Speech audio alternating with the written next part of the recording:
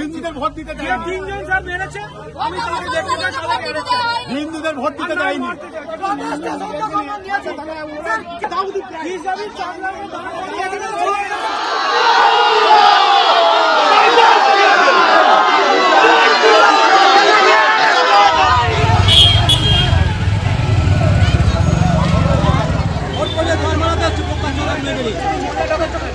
মুর্শিদাবাদের পাশাপাশি এবার দক্ষিণ চব্বিশ পরগনার দিকে নজর রাখতে হচ্ছে। ফলতা কেন্দ্রের কথা নিশ্চয়ই মনে আছে। ফলতা কেন্দ্র কিন্তু বারে বারে নির্বাচনের সময় একেবারে খবরের শিরোনামে ছিল।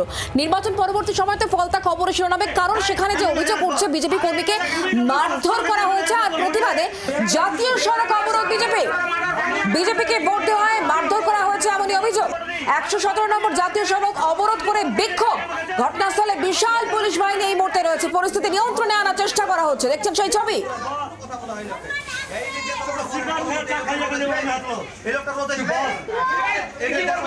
নকিবুদ্দিন গাজী রয়েছেন টেলিফোনে প্রতিনিধি। নকিবুদ্দিন, ফলতায় ভোট পরবর্তী অশান্তিতে উত্তেজনা এবং বিক্ষোভ।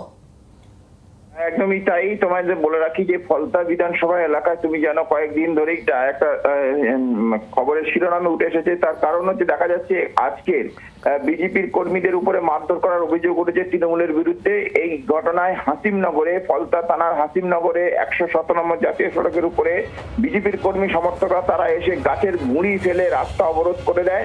এই রাস্তা অবরোধ দীর্ঘক্ষণ চলে। সেখানে ঘটনাস্থলে আসে বিজেপির প্রার্থী দেবাংশু পান্ডা, আসে তার নেতৃত্বে এই রাস্তা অবরোধ চলে। এই খবর পাওয়ার পরে কিন্তু ঘটনাস্থলে ফলতা থানার পুলিশ আসে, ফলতা থানার আইসি আসে এবং তাদেরকে বোঝানোর চেষ্টা করে যে ঘটনা ঘটেছে সত্যিকারে ঘটে বা অভিযোগ দিতে বলে, তাদের লিখিত অভিযোগ করতে বলে, তার ব্যবস্থা নেওয়া হবে বলে এমনটাই জানিয়েছে। এই ঘটনা তাতেও কোনো সাধারণ যারা অবরোধকারীরা কোনো কথা শোনেনি। এরপরে কিন্তু কেন্দ্রীয় বাহিনী আসে এবং কেন্দ্রীয় বাহিনী ইতিমধ্যে দেখা যাচ্ছে যে তাদেরকে লাঠি বেড়ে সরিয়ে দেওয়ার চেষ্টা করছে এবং অবরোধ তোলার চেষ্টা করছে বলে এমনটাই জানা যাচ্ছে। ধন্যবাদ তোমাকে। বাংলার আওয়াজ, বাঙালির আবেগ, জি 24 ঘন্টা।